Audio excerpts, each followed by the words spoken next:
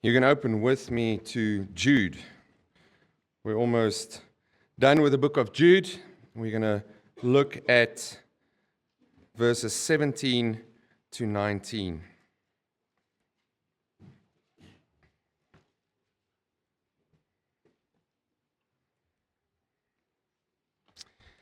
We all know that predictions, whether about the exchange rate, petrol price increase, or even the weather, are made so we can make the necessary preparations.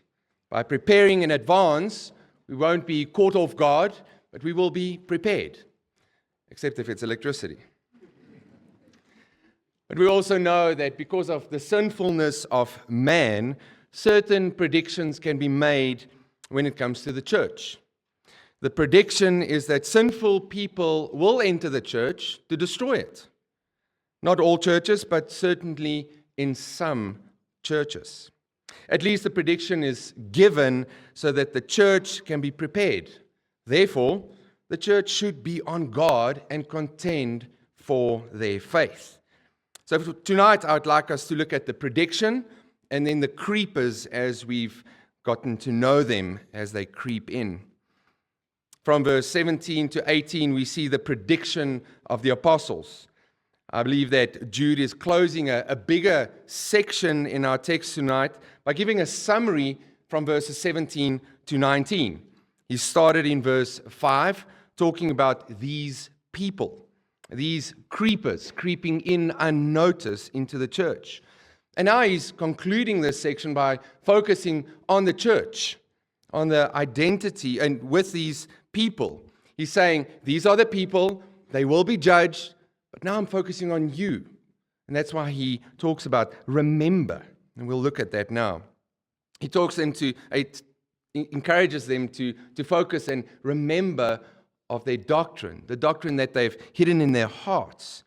He tells them to remember what the apostles have said about these creepers.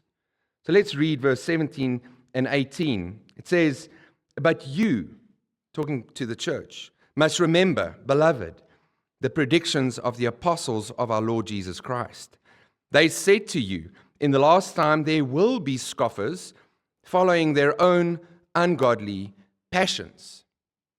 Now these apostles that he refers to were those men that were sent, those faithful ones who represented Jesus and his story, those who were with him before his death and at his ascension. He's referring to the apostles. He tells them to remember, just like he started in verse 5. If you look at that, he says, now I want you to remind you, although you had once fully knew that Jesus, who saved a people out of the land of Egypt after destroyed those who did not believe. He's saying, remember what was written in the past. Recall those memories that you believed. And it's not just remembering of like, I can remember something that Paul said about something. No, it's remembering. Recall those things that you've hidden in your hearts. And if you don't have it in your heart, you can't act. So he's literally saying, remember what's in your hearts and now act on what you know. This alone tells us that these people had the word hidden in their hearts. They're in their right minds, filled with the Spirit and with God's word. He urges them to return to those teachings, the teachings of the apostles. Remember what the apostles predicted about these creepers. They're going to come in and they're going to want to destroy what you have as a body. They are living according to their own agendas. People who come into the church to destroy the church through their own theologies and agendas and ungodly living. Jude doubles down in verse 18, repeating what the apostles specifically said to the church. These people will not only mock you following Christ, like, oh, why would you follow this silly doctrine, this man? But it's actually, as Stephen pointed out last week, they will mock Jesus himself in the way they live. So they'll mock you, but furthermore, they'll mock Jesus by saying, nah, don't worry about those teachings. We can just live for ourselves. They live as if he will never come back to be to be judged, disregarding the instructions of God. These people engage in ungodly living, things of the flesh. Now, one prediction of the apostles we just heard, as Chad read Acts 20, 29 to 31, where Paul warned the Ephesian elders that from amongst you there will be men coming up trying to deceive. Most strikingly, I want to read 2 Timothy 3, 1 to 9. It's a longer passage, but it encapsulates it beautifully. It says, "But understand this, that in the last days there will come times of difficulty. For people will be lovers of self." And now there's a whole dirty laundry list coming out now. Lovers of self, lovers of money, proud, arrogant, abusive, disobedient to their parents, ungrateful, unholy, heartless, unpeaceable, slanderous, without self-control, brutal, not loving good, treacherous, reckless, swollen with conceit, lovers of pleasure rather than lovers of God. And here's the key: having the appearance of godliness, but denying its power. So they look the part, but their lives is contradictory to what they need to do. And then he says, avoid such people. For among them are those who creep into households and capture weak women, burden them with sins, and led astray by various passions, always learning and never able to arrive at a knowledge of the truth. All head knowledge, but it's not sinking down into the heart.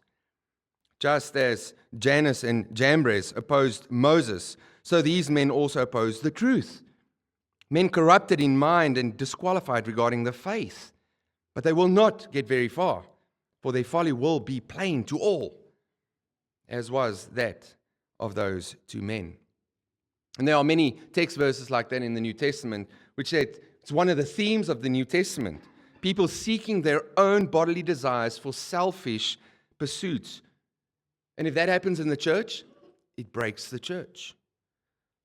Therefore, Brackeners, we need to be prepared to handle these creepers, as the word instructs us. Contend for the faith, verse 3, by getting them out of the church and handing them over to God for Him to judge them, verse 9. Don't be idle. Don't get used to their presence. Don't be influenced by them, but rather expose them and warn others against them. We should therefore also be reminded not to forget God's word and the instructions of the apostles. We need to remember these predictions so that we can be prepared. We should be obedient to the previous verses by contending for the faith. If any church leader here from this pulpit, or even any church member, contradicts what the word says, we need to handle it. We need to contend for the faith. We should contend for the faith and hand these people over to God's judgment. But now that's all good and well. Sure, we need to do this, but how do we identify them? Because you say that they have the appearance, so they look all good, but how do we know them? They might answer all the theological questions. They have scripture memorized from Genesis to Revelation. They might give great content in Family Bible Hour. How do we test them? How do we know that they are creepers? Well, I'm glad you asked. Jude gives 3 identification marks of these creepers in verse 19. Let's read that. He says, "It is these who cause divisions, worldly people devoured of the Spirit." So coming from our text before, I would urge you, Brackeners Baptist Church, one way of exposing these creepers is by living holy lives. This is what God says. We hold to this doctrine. We live like He said we should. These creepers will naturally say, not that. Okay, well, let's dig a bit deeper. Now you've exposed yourself. You are contrary to God's word. Let's see. These people in verse 19 shows us the contrast with verse 17. Because Jude says, remember, beloved, the apostles' teaching. Now he says, well, they're going to go against that. It helps the reader to see that what the apostles predicted is coming true. They're kicking against the truth. They are different from following Jesus. Jude shows the church these 3 marks of the creepers to identify who they are so that they can be dealt with. And this is the last time Jude would describe these people. And I believe it's one of the sharpest ways that he's doing this. And it's interesting to see Jude speaks about these people and how he speaks about them. He focuses less on their teaching and more on their moral choices and ungodly lives. We have seen many people teach what is right while living in ways that contradict their teaching. We've seen that, right? We should look out for the fruit of someone's life. TFC, I believe Parmesh, had this wonderful illustration. Apparently he's the best teacher in the world. I won't name names, but anyway. But he used this illustration of a thorn bush. And then you would come and you would put and staple apples on the thorn bush. That this is exactly what this is. I'm a thorn bush, but I'll just stick some apples on me, and then you think I have fruit. But as soon as you reach out to have one of those apples, the thorn will sting you because it's not true fruit. Jude uses the following 3 marks, these people, to summarize the whole section from verse 5 to 19. Jude is saying, I gave you examples of these people and what they would do. Even I gave you scriptural examples early on in the passage. Now let me summarize it to show you. If they tick these 3 boxes, I think you're onto something. And what is it? First, they cause division. They cause division, why? To establish their own authority. Let's get these out because you guys like me. I want to stand up on my own authority and then I can do what I want. These people judge, calling some people spiritual and others unspiritual. They create hierarchies within the church. Certain people just don't mix with those people, living like hypocrites. There can't be cliques in the church because that's what they do. Just let me isolate you. If you hear that word isolate, you need to see some orange lights. Hidden reefs, verse 12. You don't see them until the belly of the ship is ripped open. Hidden. They despise the simple. They attach them to the rich, verse 16. Creating the elite mentality. Being untouchable because of their status. I mean, you've all watched movies.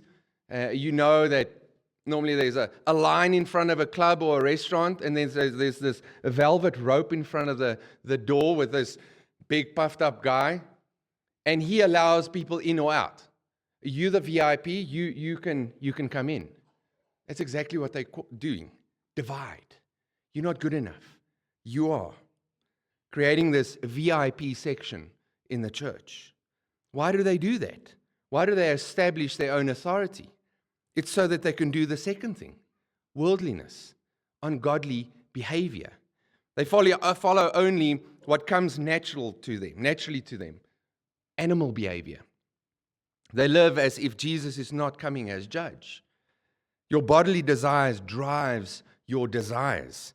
If it feels good, I'll do it. And don't tell me otherwise. If you want something, you'll get it. This points to this spiritual fact that these people do not have the Spirit within because they are not led by the Spirit but by the flesh. And that's the third thing, not filled with the Spirit. They claim that they have their own authority, which means they live their lives according to their spirit, themselves. Verse 8, that they have these dreams. They can make the call on what is sin and what is not. Their own fleshly desires need to be met, and that's why they create division, their own authority, and they can do whatever they want. They justify their sin. It's not that they are empty completely, but they're not filled with the Spirit. They're filled with the flesh, filled with a world, not the word. But that's who they are. And it's interesting how Jude, ironically now, move towards, it's like, okay, it's fine. If you want to drive division in the church, I'll meet you. I'll call your bluff. Let's divide. You say godly, ungodly. Well, we'll match you. Godly, ungodly. These people want to distinguish themselves from others. The VIP room. Well, now you've just exposed yourself. Sure, go into the VIP room. You're not of us. Let's do this. You want to create your own wishes? Great, have them. You're right. We will separate you into your own category as unbelievers, as worldly, ungodly behaving people. You are correct. There are categories. Those who are in the body and those who are outside the body. The division shows your heart, that your heart isn't with us. Jesus, the Almighty Creator, is the opposite of these. He did not cause division. He came to make us one in Him. He is not of the world, but from heaven, the God-man. And He is filled with the Spirit. And because of that, He is the righteous judge that can come and say, I'm going to show you these people by their fruit. Matthew 7:15-20, Jesus says that people will be known by their fruit. Then He continues in verse 21-23, and this is the thrust of Jude. Not everyone who says to me, Lord, Lord, will enter the kingdom of heaven, but the one who does the will of my Father who is in heaven. On that day, many will say to me, Lord, Lord, did we not prophesy in your name, and cast out demons in your name, and do many mighty works in your name? And then will I declare to them, I never knew you. Depart from me, you workers of lawlessness or ungodliness, because you are not doing the work of the Father. Jesus, the righteous judge, by dying and inheriting a people for Himself, getting all authority from God the Father to do just that, to judge, earned this. He can say, you are not of us, and you are. So tonight, I need to ask, in which camp are you? Camp 1, those who live with the conviction that Jesus is coming back as judge, that you acknowledge Him as Lord over your life, your entire life, those whom He has saved from death and brought them to life, a life that is lived for Him as the only King and ruler. You will hear on the day of judgment Jesus saying, welcome, good and faithful servant. It's camp 1. Camp 2, those whose lives show that they live as if Jesus is not judge and He's not coming. Those who sow division in the church, those who only live according to their fleshly desires, those who are led by animal instincts. No, Jesus is coming. He is the righteous judge. And you don't want to hear these words, I never knew you. These people should stand out to all believers. It's a contrast. Camp 1, Jesus is Lord of my life. Camp 2, Jesus is nothing, and I am everything. They will be evident by their living, their fruit.